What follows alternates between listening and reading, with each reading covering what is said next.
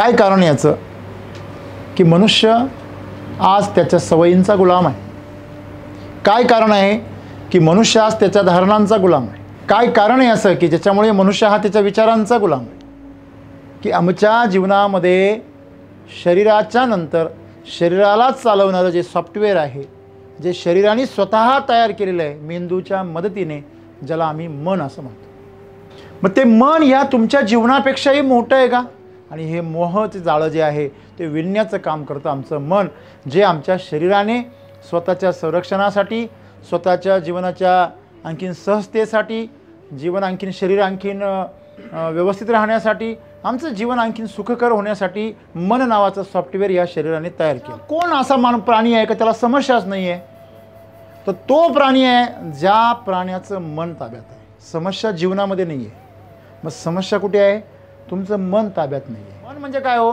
तुमचे विचार, तुमच्या भावना, तुमचे निर्णय, तुमचा प्रतिसाद, तुमचं कम्युनिकेशन, तुमच्या डोक्यामध्ये चालत असलेल्या नियोजनं, ह्या सगळ्यांचं एकत्रित जो गाठोडा आहे त्याला आम्ही मन म्हणतो. मन म्हणजे अशी वस्तू नाही आहे. म्हणून आम्ही जीवनामध्ये एक लक्षात ठेवलं पाहिजे, हे सगळं जे निर्माण केलं हे अवयव आहे आणि हे अवयव माझ्या जीवनाच्या आनंदासाठी आहे. तसं तुमच्या आयुष्यामध्ये, जीवनामध्ये, दिवसभरामध्ये जे काही तुम्हाला 83,000 सेकंद मिळतात, त्याच्यामध्ये तुमचे काही सेकंद खराब केले, एखाद्याने तुमचा अपमान केला, एखाद्याने तुमचं काहीतरी नुकसान केलं, खोटं बोलला, विश्वासघात केला, फसवणूक केली, नुकसान केलं, काही पण केलं असेल, तो जो काळ आहे तो किती सेकंदाचा असतो? काही सेकंदाचा असतो. 5-25 सेकंद, 2-3 मिनटं.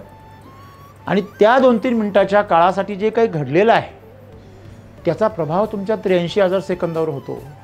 म्हणजे याच्यासारखा मूर्खपणा नाही. आणि म्हणून आमच्या जीवनामध्ये ज्या समस्या आहेत त्या समस्या नाही आहे खरं तर, ते आमच्या जीवनामधले ते टप्पे आहेत, ज्या टप्प्यांमधून आम्ही आमच्या जीवनाला आकार देणार आहोत. आणि म्हणून समस्या संघर्षाची नाही आहे, समस्या तुमच्या जीवनामध्ये येणाऱ्या सगळ्या विविध गोष्टींची नाही आहे, समस्या तुमच्या मनाची आहे. जे मन ह्या सगळ्या गोष्टींना चांगलं आणि वाईट, योग्य आणि अयोग्य या गोष्टीमध्ये विभाजित करतं आणि तुमचं जीवन दुभंगून टाकतं. म्हणून जीवनातल्या समस्या एकच आहे की आम्ही एकांगी विचार करतो आणि आमचं मन त्या गोष्टी आम्हाला करायला भाग पाडतं.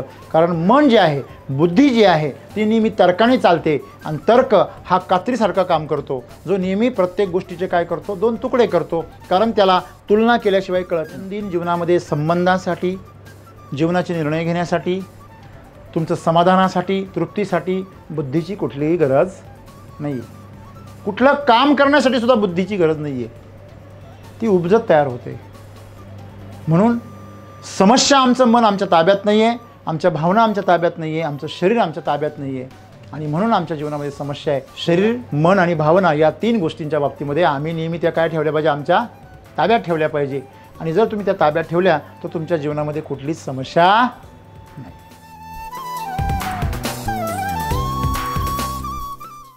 मित्र हो, एकेकाळी 4 पायावर चालणारा मनुष्य आज 2 पायावर उभा राहिला. याला आम्ही क्रमिक विकास असं म्हणतो. आणि त्याचा छोटासा मेंदू थोडा आणखीन मोठा झाला. हे सगळा विकास जो आहे, हा विकास आज मानवाच्या मानगुटीवर येऊन बसलेला आहे. काय कारण याचं की मनुष्य आज त्याच्या सवयींचा गुलाम आहे. काय कारण आहे की मनुष्य आज त्याच्या धारणांचा गुलाम आहे. काय कारण आहे असं की ज्याच्यामुळे मनुष्य हा त्याच्या विचारांचा गुलाम आहे. मला एका प्रश्नाचं उत्तर द्या. तुमच्यापेक्षा तुमच्या शरीराचा एखादा अवयव मोठा असू शकतो का? महान असू शकतो का? या शरीरापेक्षा या शरीराचा एखादा अवयव जे आहे तो त्याच्यापेक्षा महत्त्वाचा किंवा मोठा असू शकतो का? एक अवयव हा पूर्णापेक्षा महत्त्वाचा असू शकत नाही. उद्या समजा हे शरीर जर टिकवायचं असेल आणि जर बोट कापायची वेळ आली गँग्रीनमुळे, तर तुम्ही बोट कापण्याचा निर्णय घेणार. कॅन्सर झाला आणि केमोथेरपी करायची असेल तर किती पण सुंदर असले, कितीही सुंदर युवती असली तरी पण ती त्या केमोथेरपीमध्ये केसांचा बळी द्यायला तयार होणार का? सिर सलामत रहेगा तो बाल आएंगे ना. अगर सिर ही नहीं रहेगा तो बाल उनका क्या करे. म्हणजे आमच्या एक लक्षात आलं पाहिजे की आमच्या जीवनामध्ये शरीराच्या नंतर शरीरालाच चालवणारं जे सॉफ्टवेअर आहे, जे शरीराने स्वतः तयार केलेलं आहे मेंदूच्या मदतीने, ज्याला आम्ही मन असं म्हणतो. मग ते मन या तुमच्या जीवनापेक्षाही मोठं आहे का? या हाताच्या शरीर ताब्यात पाहिजे का शरीराच्या ताब्यात हात पाहिजे? बोला. शरीराच्या ताब्यामध्ये हात पाहिजे. मग तुमचं जे जीवन आहे त्या जीवनाच्या ताब्यात शरीर पाहिजे, त्या जीवनाच्या ताब्यात मन पाहिजे की मनाच्या ताब्यात जीवन पाहिजे? स्टेअरिंग ड्रायव्हरच्या ताब्यात पाहिजे का ड्रायव्हर स्टेअरिंगच्या ताब्यात पाहिजे? साधी सोपं उदाहरण आहे. तुमच्या हातामध्ये मोबाईल आहे. मोबाईल तुमच्यासाठी आहे का तुम्ही मोबाईलसाठी आहे? बोला. हां, अच्छा, तुमच्यासाठी मोबाईल आहे. मग तो तुम्हाला कंट्रोलमध्ये कसं काय करतो? तुम्ही लहान मुलाकडनं मोबाईल हिसका बरं. मम्मी टम्मी, हां लगेच, हां पप्पा टप्पा, पप्पाला लगेच टप्पा. हां, एवढं सोपं नाही आहे ते. असं आहे. काल आम्हाला एका शेतकऱ्याने सांगितलं की दूध उत्पादक शेतकरी आहे, त्यांनी पहिली डेअरी पाहिली पाहिजे, नंतर डेअरी पाहिली पाहिजे. मला फार आवडलं त्यांचं ते वाक्य.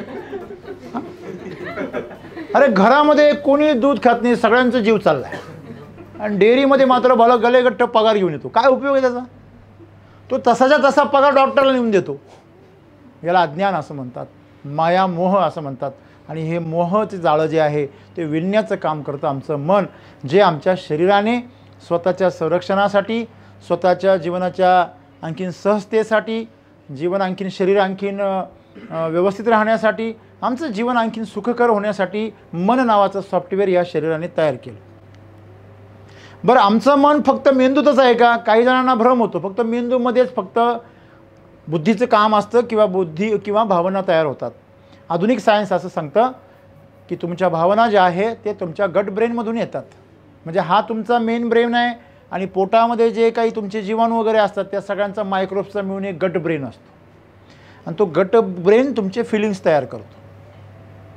आता मला सांगा, मग ब्रेन फक्त मेंदूत आहे का? म्हणजे तो तुमचा जो मेंदू आहे डोक्यामध्ये तोच फक्त ब्रेन आहे का? नाही. तुमची बुद्धी आणि भावना या संपूर्ण शरीरामध्ये तयार होतात. प्रत्येक पेशीमध्ये काय आहे? DNA आहे. मग तो DNA काय आहे? ब्रेनच आहे ना. म्हणजे प्रत्येक पेशीचं स्वतःचं पण एक बुद्धिमत्ता आहे. बुद्धिमत्ता ही संपूर्ण शरीरामध्ये विखुरलेली आहे. ज्यावेळेस आपण एखादी पाल पाहतो आणि ज्यावेळेस तिची शेपटी ती शिकाऱ्याला भरकटवण्यासाठी शेपटी तोडून टाकते, ती शेपटी काही वेळ नाचत राहते आणि त्या शिकाऱ्याची लक्ष काय करत राहते? वेधत राहते. आणि तो शिकारी जो आहे तो त्या शेपटीलाच काय समजतो? पाल समजतो. तेवढ्या वेळामध्ये ती निघून जाते पाल. लक्षात घ्या, आम्हाला हे लक्षात आलं पाहिजे, ती तुटलेली शेपटीसुद्धा जिवंत असते. म्हणजे शरीराचा प्रत्येक अवयव हा जिवंत असतो, फक्त त्याचं व्यक्त होण्याची पद्धती वेगळी आहे. आणि म्हणून आमच्या संपूर्ण शरीरामध्ये आमचं मन विखुरलेलं आहे. मग हे जे मन आहे, हे मन जसं आमच्या शरीर ताब्यात पाहिजे तसं आमचं मनसुद्धा काय पाहिजे? ताब्यात पाहिजे. तुमच्याकडे दोन गोष्टी आहे. समजा तुमचा कम्प्युटर आहे किंवा मोबाईल आहे. आता हल्ली गाड्यांमध्ये सगळ्यांमध्ये सिस्टम आलेली आहे. मग हार्डवेअर तुमच्या ताब्यात पाहिजे म्हणजे शरीर, आणि त्याचं सॉफ्टवेअरसुद्धा तुमच्या ताब्यात पाहिजे, ज्याला आम्ही मन असं म्हणतो. हार्डवेअर तुमच्या ताब्यात आहे पण सॉफ्टवेअर तुमच्या ताब्यात नाही. काय होईल? तुम्हाला पोहोचायचं असेल एका गावाला, तुम्ही भलत्याच गावाला पोहोचाल. बरोबर आहे? मग आमचं जीवन तसंच चाललेलं आहे. आमची जीवनाची गाडी जी आहे ती नेहमी समस्यांनी भरलेली आहे. सगळीकडे समस्या आहे. प्रत्येकाला विचार, छोट्या बच्च्याला पण समस्या आहे. हां, छोटं पिल्लू असतं ना, लहान बाळ, त्याला पण प्रॉब्लेम आहे. तुम्ही त्याला विचारा, त्याच्या फार तक्रारी आहे. हां, म्हणजे लहान मूलसुद्धा ज्याने जीवनाचा निखळ आनंद घ्यायला पाहिजे ते सुद्धा तक्रारी करतं. हां, मोठ्या ताईला कशी सायकल आहे, मला का बरं सायकल नाही घेत? अरे तुझे पाय तर पुरू दे. हे की नाही? म्हणजे अजून सायकल सुद्धा सांभाळत नाही.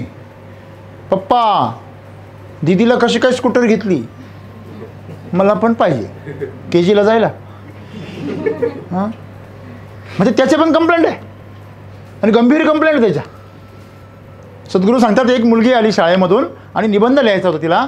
तिने विचारलं मम्मीला, मम्मी मी कशी जन्माला आले. आता मम्मीला प्रश्न पडला, लहान मुलगी काय उत्तर द्यायचं. मग तिने सांगितलं, एक मोठा पक्षी आला आणि त्याने तो इथं टाकून गेला तुम्हाला आपल्या अंगणामध्ये. मग ती मम्मीकडून गेली आजीकडे. आजीला विचारलं, आजी तुम्ही कसे जन्माला आले. आजी म्हणती, मला पण एक सारस पक्षी आला आणि तो असा खाली टाकून गेला.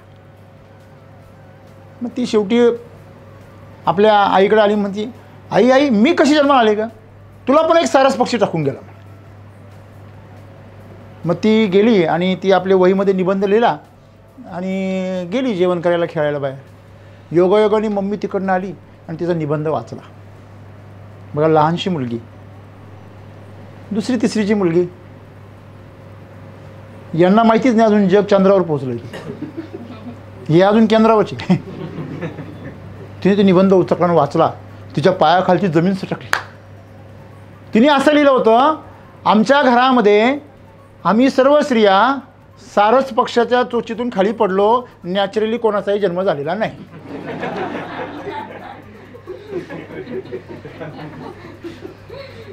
आता ही समस्या तयार का झाली, कारण आम्ही सत्य लपून ठेवतो. ही काय विचार करेल आमच्याबद्दल. जे निसर्गाचं सत्य आहे ते तुम्ही तसंच्या तसं मांडायला शिकलं पाहिजे. सभ्यतेच्या नावाखाली, संस्काराच्या नावाखाली आम्ही सत्य लपवणं चुकीचं आहे. मग समस्या काय आहे, छोट्या मुलाला पण आहे, त्याला मोठं व्हायचं आहे. समस्या हायस्कूलमधल्या मुलांना पण आहे, त्यांना तर भयंकर समस्या आहे. हां, मागच्या वर्षी सगळं जग एकत्र दिसत होतं, ह्या वर्षी अर्ध जगच गायब झालं. हां, मुलांना मुलं दिसणे गायब झाले आणि मुलींना मुली दिसणे गायब झाले. ज्यावेळेस तुमच्यामध्ये हार्मोनल चेंज होता त्यावेळेस फक्त एकच जेंडर दिसतो. तुम्ही ज्यावेळेस कॉलेजला गेले होते तेव्हा तुम्हाला खरं सांगा कोणता जेंडर दिसत होता. फक्त मुलांचे चेहरे आठवतं का, आठवा बरं जरा. हां, बरोबर आहे. म्हणजे हा जो केमिकल लोचा आहे आमच्या डोक्यामध्ये होतो त्याला आम्ही प्रेम असं नाव देतो आणि मस्तपैकी आज प्रत्येक गाणं वगैरे सगळं जर ऐकलं तर किती रोमॅन्टिक आणि काय भारी वाटतं आहे ना, असं हवेमध्ये उडाल्यासारखं वाटतं कल्पनेच्या दुनियेमध्ये. पण जेव्हा जबाबदारी अंगावर पडते, लग्न होतं आणि एखादं ट्यां होतं, तिथून पुढे हा म्हणतो, मी का बरं प्रेमात पडलो असेल. सगळ्यात वाईट दिवस माझ्या आयुष्यातला कोणता होता, मग त्याला तो दिवस आठवतो. त्याला असं वाटतं माझा निर्णय चुकला. मुळात निर्णय चुकण्याचा काही संबंधच नाही. तुम्ही अप्राकृतिक गोष्ट करताय. तुम्ही व्यवहारामध्ये प्रेमाची अपेक्षा करू शकत नाही. तुम्ही एखाद्या व्यक्तीबरोबर व्यवहार जर केला, आर्थिक व्यवहार करा, कुठला पण व्यवहार करा, तर तुम्ही त्याच्याबरोबर प्रेमाचे संबंध निर्माण करू शकत नाही. प्रेमाचा अर्थच असा आहे, व्यवहाराला फुली मारा, तिथे हिशोब नको. आणि नवरा बायकोमध्ये हिशोब नसेल तर संसारच नाही चालणार. कायम अलाइनमेंट लागते. तुझ्या महिन्याचा पगार किती आहे ह्या महिन्याचा, नाही आपल्याला तो हप्ता भरावा लागेल ना, नाही मला माझ्या माहेरी द्यायचे आहे. हा संवाद आहे. म्हणजे नोकरीला लागायच्या अगोदरपासूनच हिशोब चालू असतो. तुझे एवढे येतील बरं का, मग माझे एवढे, मग एवढा BHK घेऊ. नवरा बायकोमध्ये फक्त व्यवहार आहे आणि म्हणून तिथे प्रेम नाही आहे. ज्या जोडप्यामध्ये बिलकुल व्यवहार नाही आहे तिथेच फक्त प्रेम आहे. आणि असं होऊ शकत नाही. म्हणून लोक ज्याच्याशी प्रेम करतात ना त्याच्याबरोबर लग्न करत नाही. तो म्हणतो ते हे पॅकेज सूट नाही होत म्हणतो. मग प्रेमाला सुटेबल आहे, प्रेमाला बंधन नाही, परंतु व्यवहाराला बंधन आहे, त्याबरोबर विवाहाला बंधन आहे. आणि म्हणूनच त्याला विवाह बंधन असं म्हणतात. मग समस्या कुठे आहे, बंधनात आहे. समस्या जीवनात नाही आहे. घरामध्ये आपण एखादं काम जर केलं, स्त्रीच्या हाताला आपण जर मदत केली एखाद्या पुरुषाने, त्याच्यामध्ये काय कमीपणा आहे. म्हणजे ह्या ज्या विभागण्या केल्यात ह्या अज्ञानापोटी आणि अहंकारापोटी केल्या गेलेल्या आहे. कामाच्या असेल, बाकीच्या असेल. परंतु तोच प्रश्न कधी कधी अहंकाराचा आणि इगोचा केला जातो कुटुंबामध्ये आणि त्याच्यावरून विभाजन होतं कुटुंबाचं, घटस्फोट होतात. म्हणजे आम्हाला जीवनामध्ये लहान असताना पण प्रॉब्लेम आहे, तरुण असताना पण प्रॉब्लेम आहे, प्रौढ झाल्यावर पण प्रॉब्लेम आहे. ज्यांना मुलं झाले त्यांना तर मोठा प्रॉब्लेम आहे, ज्यांना झाली नाही त्यांना तर आणखीन मोठा प्रॉब्लेम. ज्यांचं लग्न झालं म्हणजे ते जरा सुखी वाटतात, ज्यांचं लग्न झालं नाही त्यांना खूप मोठा प्रॉब्लेम वाटतो, माझं लग्नच नाही अजून. आणि ज्यांचे झाले त्यांचा तर किती मोठा प्रॉब्लेम आहे. नाही रे तू मोकळा आहे, कर कर एन्जॉय कर, बरोबर आहे. म्हणून मित्रांनो, जो गरीब आहे त्याला पण प्रॉब्लेम आहे, जो श्रीमंत झाला त्याला पण प्रॉब्लेम आहे. हां, मला तुम्हाला विचारायचं हे आहे की मग समस्या कोण असा प्राणी आहे का त्याला समस्याच नाही आहे? तर तो प्राणी आहे ज्या प्राण्याचं मन ताब्यात आहे. तुमचं मन ताब्यात आहे का तुम्ही मनाच्या ताब्यात आहे? मग सद्गुरू आम्हाला हे सांगता समस्या जीवनामध्ये नाही आहे. मग समस्या कुठे आहे? तुमचं मन ताब्यात नाही आहे. मग मन जे आहे तुमचं मन म्हणजे तुम्ही जे विचार करता, तुमची बुद्धी जे निर्णय घेते, तुम्ही जे काही तुमच्या जीवनाचं नियोजन तयार केलेलं आहे, तुम्ही जे जे विचार म्हणून जे जे करता बुद्धीच्या मदतीने, भावनांच्या मदतीने, ते सर्व एकत्रित जो गठ्ठा आहे ते मन आहे. आणि खरं तर आजच्या ज्या पिढ्या आहे त्या पिढ्या फक्त मनाच्या स्तरावर जगतात, शारीरिक स्तरावर पण जगत नाही. शारीरिक स्तरावर ते पूर्ण बेशुद्ध असतात. तृप्ती तुम्हाला तेव्हाच येऊ शकते जेव्हा तुम्ही या दोघांचा वापर करायला शिकाल. मला सांगा, एखादा माणूस आहे त्याचा त्या गाडीमध्ये जीव गुंतलेला आहे, तो ड्रायव्हिंगची मजा घेऊ शकतो का? तो समोरून गाडीवाला का ब्रेक दाबतो, नको धक्का लागल, मग समोरचा आणखीन अंगावर येतो. निसर्गाचा नियम आहे की नाही? बळी तो. हां, तुम्ही लोकांना थोडी जागा द्या, ती एवढी ओढून घेतील. हां, तुम्ही अंगावर जाते बाजूला होती. हा नियम आहे निसर्गाचा. समस्या आमची ही आहे की आमचं वाहन आमच्या ताब्यात नाही आहे, आम्ही वाहनाच्या ताब्यात आहे. तुम्हाला मी एक गंमत सांगतो. एखादा मनुष्याने स्वतःची कार आहे आणि स्वतःच्या कष्टाने घेतली. मी मुलांबद्दल नाही बोलत आहे, जे बापाच्या फुकट्या पैशावरती उड्या मारतात. मी कोणाबद्दल बोलतो आहे? स्वतःच्या पगाराने, कष्टाने, ज्याने मोटरसायकल घेऊ द्या, कार घेऊ द्या, कुठलंही वाहन घेऊ द्या, आणि त्याला काहीतरी नुकसान होऊ द्या, त्याच्यामधला राक्षस जागा होतो. तळपायाची आग मस्तकाला जाते आणि छोटंसं नुकसान झालेलं असतं 100 रुपयाचं, आणि तिथे तो भयंकर मारामारी करून हाफ मर्डर करतो आणि जातो जेलमध्ये. नाही तर भरतो दंड 1-2 लाख रुपये. गाडी पण तेवढ्याची नाही राहत. हे काय? कोणाच्या आहारी गेला? भावनेच्या आणि मनाच्या आहारी गेला. त्याच्या मनाने ते चित्र कसं तयार केलं? एकदम भयंकर मोठं. माझ्या गाडीला कोणी धक्काच लावू नये. मग तू सम्राट म्हणून जन्माला का नाही आला? डायरेक्ट राष्ट्रपती वगैरे असं, म्हणजे मग सिक्युरिटी वगैरे, SG कमांडोज वगैरे, मग नाही कोणी धक्का लावणार आहे की नाही? हां, सांगण्याचं तात्पर्य असं आहे की राष्ट्रपती एकच होऊ शकतो, आहे की नाही? बाकीच्यांचं काय? 125 कोटींचं काय? हां, म्हणून आम्ही लक्षात ठेवलं पाहिजे की जर आम्ही आमचं मन जर ताब्यात ठेवलं, आमचे विचार आमच्या नियंत्रणात असले, आमचे निर्णय आमच्या नियंत्रणामधले, आमच्या भावना आमच्या नियंत्रणामध्ये. मन म्हणजे काय हो? तुमचे विचार, तुमच्या भावना, तुमचे निर्णय, तुमचा प्रतिसाद, तुमचं कम्युनिकेशन, तुमच्या डोक्यामध्ये चालत असलेल्या नियोजनं, ह्या सगळ्यांचं एकत्रित जो गाठोडा आहे त्याला आम्ही मन म्हणतो. मन म्हणजे अशी वस्तू नाही आहे. आणि म्हणून आम्ही जीवनामध्ये एक लक्षात ठेवलं पाहिजे, हे सगळं जे निर्माण केलं हे अवयव आहे, आणि हे अवयव माझ्या जीवनाच्या आनंदासाठी आहे. 84,000 समथिंग काही तुम्ही तुमच्याकडे पैसे असतील आणि त्यातले 30-40 पैसे किंवा 100 पैसे त्यातले कुणीतरी 1000 पैसे, मी म्हणतो कुणीतरी चोरले, तुम्ही त्या चोराच्या मागं पाहाल का उरलेले 82,000 सांभाळाल? तुम्ही जर त्याच्या मागं पाहिले आणि इकडचे नेले उडून दुसऱ्याने, मग असं आहे. आणि म्हणून एक आम्ही लक्षात ठेवलं पाहिजे की जे आमच्याकडे आहे ते आम्ही जपलं पाहिजे. मग जसं तुमचे त्यातले काही पैसे कोणी नेले म्हणून तुम्ही डिस्टर्ब होत नाही, एवढे तर आहे बाबा, ठीक आहे, समाधानी आहे, तसं तुमच्या आयुष्यामध्ये, जीवनामध्ये, दिवसभरामध्ये जे काही तुम्हाला 83,000 सेकंद मिळतात, त्याच्यामध्ये तुमचे काही सेकंद खराब केले, एखाद्याने तुमचा अपमान केला, एखाद्याने तुमचं काहीतरी नुकसान केलं, खोटं बोलला, विश्वासघात केला, फसवणूक केली, नुकसान केलं, काही पण केलं असेल, तो जो काळ आहे तो किती सेकंदाचा असतो? काही सेकंदाचा असतो. 5-25 सेकंद, 2-3 मिनटं. आणि त्या 2-3 मिनटाच्या काळासाठी जे काही घडलेलं आहे त्याचा प्रभाव तुमच्या 83,000 सेकंदावर होतो. म्हणजे याच्यासारखा मूर्खपणा नाही. बरोबर आहे. आणि म्हणून पहिलं मनोजवम. तुम्ही मनाला जर जिंकलं तर तुम्ही बुद्धीमध्ये वरिष्ठ व्हाल.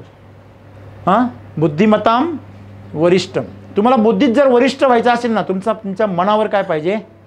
ताबा पाहिजे. बरोबर आहे. तुम्ही जर कम्प्युटरवरती जर आर दाबला आणि तिकून जर यस आला तर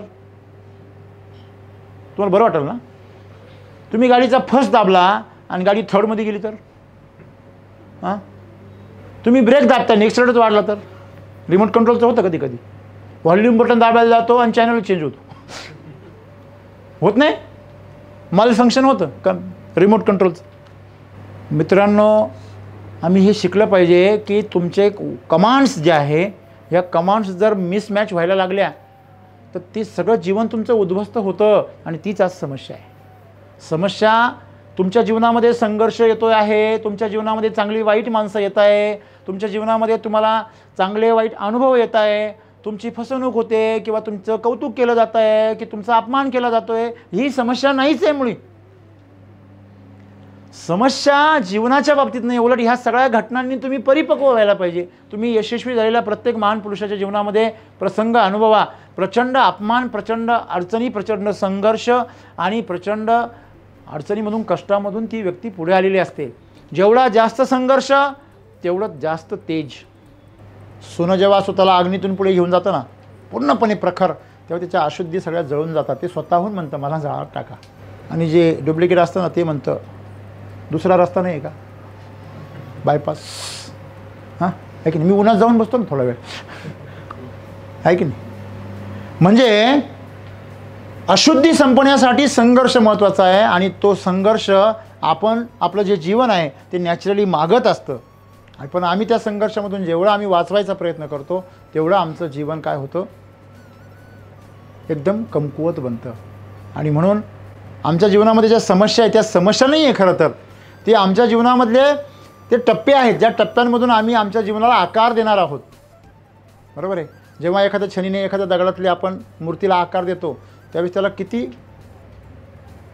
घाव त्याच्यावरती होतात. पण जेवढे जास्त घाव बारकाईने होतील तेवढ्या त्या मूर्तीला आकार कसा येतो, चांगला येतो. पण ती जर मूर्ती जर म्हटली नाही मी सहन करू शकत नाही, मग ती क्रॅक जाते.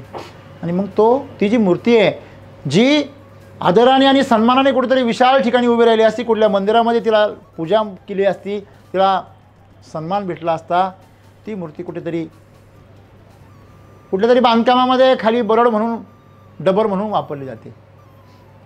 मग तुमच्या जीवनाची मूर्ती तुम्हाला कशी घडवायची आहे? जर ही प्रकृती तुमच्या जीवनाची मूर्ती जर घडवत असेल समस्या देऊन, आणि त्याला तुम्हाला जर समस्या वाटत असतील तर मात्र तुमचं जीवन उन्नत होणार नाही. तुम्ही अपेक्षाही करू नका. आणि म्हणून समस्या संघर्षाची नाही आहे, समस्या तुमच्या जीवनामध्ये येणाऱ्या सगळ्या विविध गोष्टींची नाही आहे, समस्या तुमच्या मनाची आहे. जे मन या सगळ्या गोष्टींना चांगलं आणि वाईट, योग्य आणि अयोग्य या गोष्टीमध्ये विभाजित करतं आणि तुमचं जीवन दुभंगून टाकतं. मला सांगा, तुम्ही छापा जर काढून घेतला तर काट्याला काय किंमत आहे? तुम्ही टेल जर काढून घेतला वन साईड कॉईनचा तर दुसऱ्या कॉईनला काय किंमत आहे? जो काढून घेतला त्याला पण नाही आहे आणि जो राहिला त्याला पण नाही.